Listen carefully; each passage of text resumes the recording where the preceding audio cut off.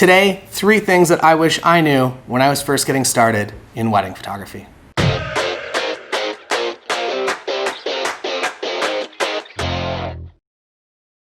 Welcome to today's video. 3 things that I wish that I knew when I was first getting started in wedding photography.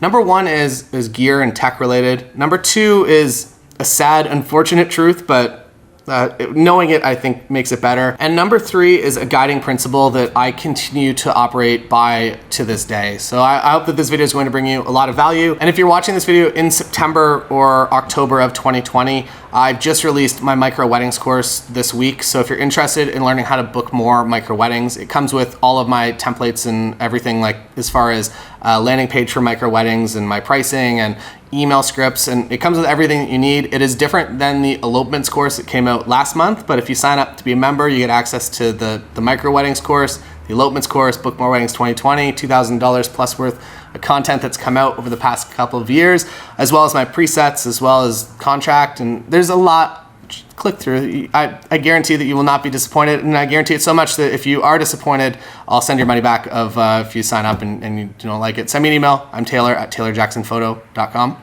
and I'll send your money back if you're not super happy. But I promise that you will be. Today, 3 things.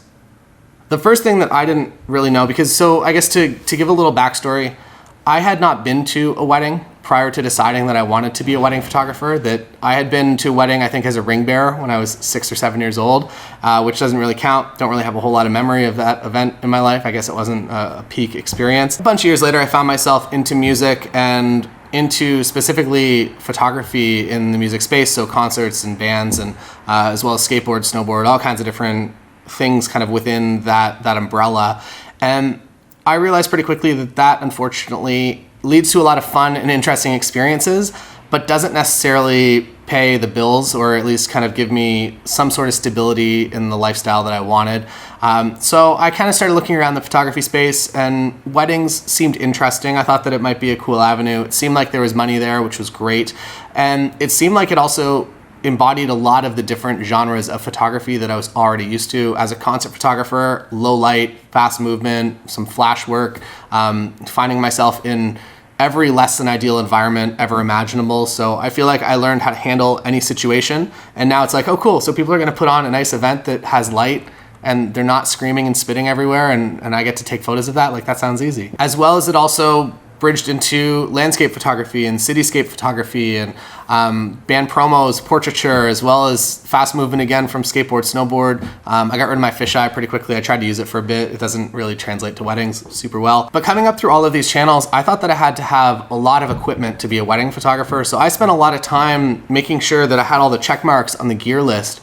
And as it turns out, as somebody that's now been in the industry for 15 years, if I have a 24 millimeter lens, a 24 prime, and an 85 or a 50, that's all I really need for a wedding day, which sounds kind of crazy. It seems like such minimal equipment that I just need 2 lenses, really. Obviously bring a backup of everything as well, but to just have 2 lenses, it's all I really needed. And I spent so much time figuring out exactly all the gear that I needed and deciding if the 80 to 200 was okay to use, because the 70-200 was just a bit too expensive. And when it all came back down to it, I am to this day still fine and happy with those 2 lenses. Obviously, as you realize where you'd like to have a little bit more gear, you can supplement that over time. But just by starting out with those 2 lenses, a wide angle prime and a 85 or a 50, I feel like you really do set yourself up for some good success, and also you save some money too, because you can find those lenses and you can find camera bodies to attach those lenses to for relatively inexpensive now, even with 2 card slots. That wasn't a thing that I had the luxury of back when I was first getting started. So it's very, very, I would say, inexpensive these days to get good quality equipment, especially if you're in the photography only space. If you start to get into hybrid coverage, which is a thing that I would recommend maybe by year 2, 3, 4 in the industry, to start really focusing a little bit more on adding a highlight video as well as photography coverage, which might seem chaotic right now, but I promise there's a course on the site if you want to learn more about that. But basically the situation with that is that when you start doing both of those, you really start to differentiate yourself from everyone else in your local area, and you start to become very desirable as you and only you. That if a couple's comparing you to other photographers, they can't, because now you do this service that these other photographers don't. And it's as simple as that. If you start to get into hybrid, you have to spend a little bit more money on gear. As far as video goes, you need some of the newer video specs, but not necessarily brand new. You don't need that A7S III that's not even out yet. You really just need something that can record HD footage at 60 frames a second, which, even looking back to I think the D750 that came out in 2016, it can still do that, and it does a great job of it. So there are options, there are inexpensive options out there if you are interested, but don't focus too hard on the gear. Have backups of the things that you need backups of, to have an additional camera body, or to hire for the first couple of weddings, to hire a second photographer that you trust, that you would trust to shoot as lead on the wedding day. Spend a little bit extra money to know that they got your back, and also that they have some gear that can also have your back. I feel like that's also the way to start a good relationship as well, and that way you can kind of work for each other and do headshot swaps from time to time.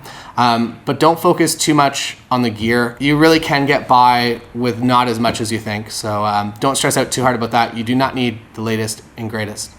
Number 2, I said it was a bit of a sad truth to the industry, and it kind of is. So unfortunately, no one's really going to care too much about helping you out in the industry, that you really have to be in control of your own motivation, which sounds easy. It's like, oh, no problem, I'm good at this. By year 3, if you're still not getting the traction that you think that you need, it becomes very, very discouraging. If you're finding in your friends and family that you're just not being, like, if they're not supporting this career because they think, oh, photography is not a real job, good luck, that you're going to just find internally a lot of negative reasons, and a lot of reasons to just give up and to not pursue it.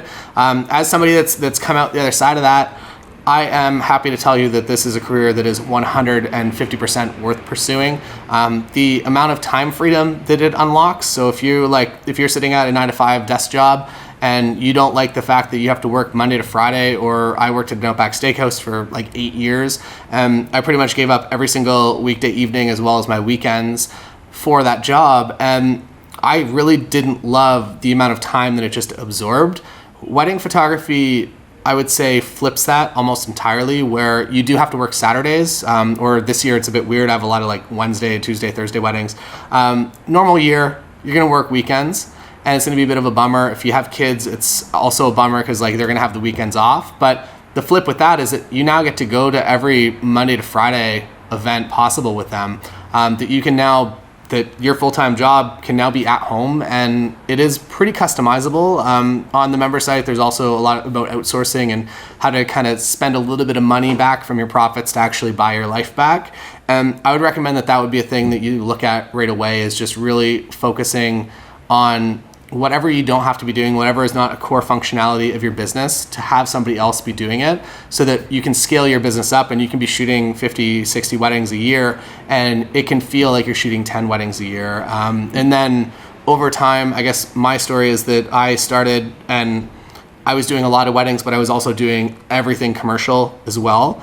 And over time, I've kind of pulled back on the elements that didn't really make me the happiest, to only focus on weddings. And I'm happy to say that weddings are still a super fun part of my career, and that I would do them for free if I could.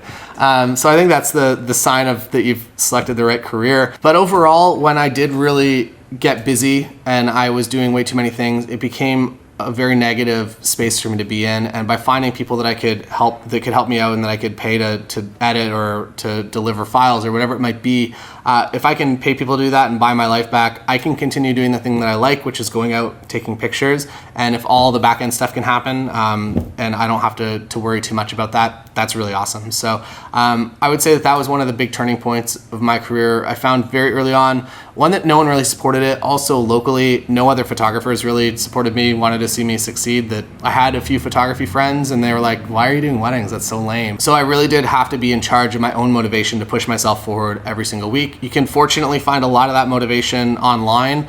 And you can also, I think another thing that really helped me was forming actual in real life relationships with other photographers, specifically other photographers that were in roughly the same bases myself and just kind of getting my business going, and watching them succeed then pushed me to succeed. I think this was a big thing for WPPI, which may or may not happen this year, I'm not sure. But by going there and meeting a lot of other photographers from all around the world that really were kind of in the same spot as me, it became a very non-competitive environment that we were able to share ideas off of each other. So that was really, really cool. And that makes friendships that will literally last a lifetime, and also friendships that will continue to inspire you, and their lives and photography jobs continue to skyrocket and wildly impress you. They will always be motivation for you when other people are not being the motivational elements of your life. Now, the last tip that I have today, the thing that I wish that I knew when I was first getting started, probably the most key thing, and the thing that I still actively push myself to do every single day, every single year in a big way, is to continue to be in control of my own portfolio. And this doesn't mean just for weddings. This means for really everything that I want to be doing in my life, and as far as photography and video work, that I'm always creating what I want to be doing next, and I'm just not getting paid for yet. I discovered this very early on, in that I needed to build a portfolio. I was a concert, I was a snowboard, I was a skateboard photographer. How do I get into weddings? I guess I got to get some of those people to put suits and dresses on and go take some photos. So I did that, and then once I had a base portfolio, I just was like, cool, like this will just take on a life of its own and I'm fine now. And it turns out that, well, it did start some inquiries coming in. It by no means just kind of set my career on autopilot to take off. So know that you always have to be creating your own portfolio. And I feel like this is also a positive thing if you are interested. One, for weddings, obviously you gotta keep doing it and keep setting up shoots in the places that you want to be shooting. And especially when it comes to destination weddings, that if you haven't shot a destination wedding, it's very difficult for a couple to hire you to shoot a destination wedding, which is the chicken or the egg thing. So by doing everything you can to be creating the work that you want to be creating, it will eventually start to pay you down the line. And you're not working for exposure dollars for like completely free, but you are working knowing that the money kind of will come in over the future, and that maybe the money you're missing out on today is a long-term investment into the future of your business and the future of your happiness.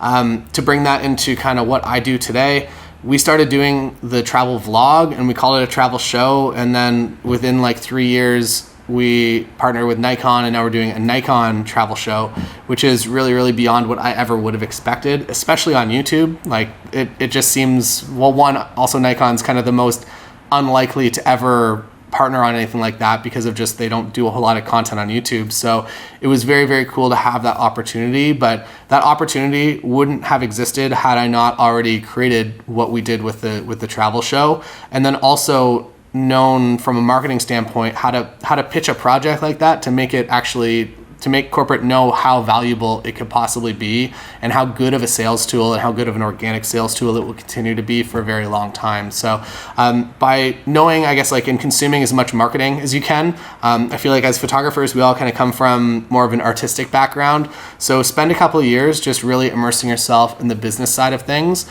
because not only will it help your direct business, that if you can become helpful for other businesses just in general, you'll become a way more valuable asset to partner with on future projects. And especially in the travel space, if you are able to create content, and you're able to create content in a way that, like, I had a call actually with a company that will be revealed and maybe hopefully the next couple of weeks, we'll see.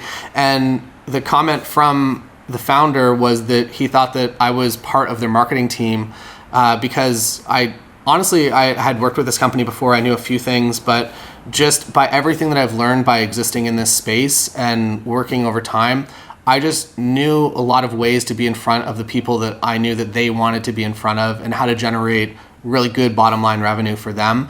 And that's not something that you can like watch a YouTube video and figure out. That's something that takes 3 or 4 years of commitment to just really understanding marketing and knowing how to position kind of all of that.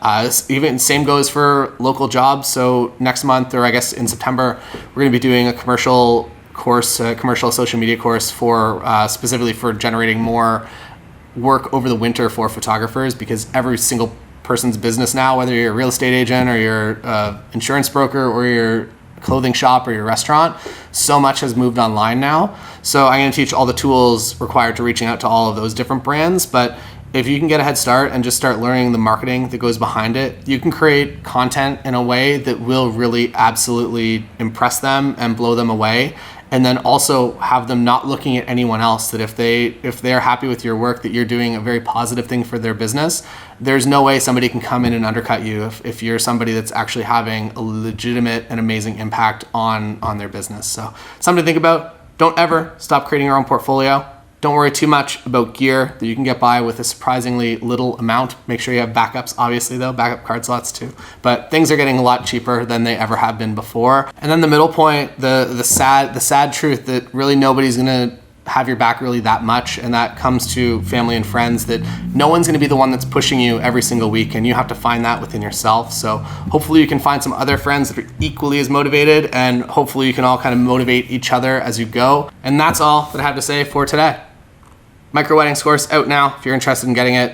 It goes through, it's essentially kind of a turnkey solution with a landing page and everything that you can just start directing traffic to, and it will start generating you leads for micro weddings in your local area. And again, the cool thing, they're happening next week. They're not happening 18 months from now. So if you want to start making that portfolio, and then the other, I guess, cool thing is that you're kind of showing up to styled shoots now, that you don't have to plan, that you just get to go to a real wedding, and it's essentially a styled shoot because it's 2 hours, 3 hours, and it's fun, it's easy. Have a good day. Thanks for watching.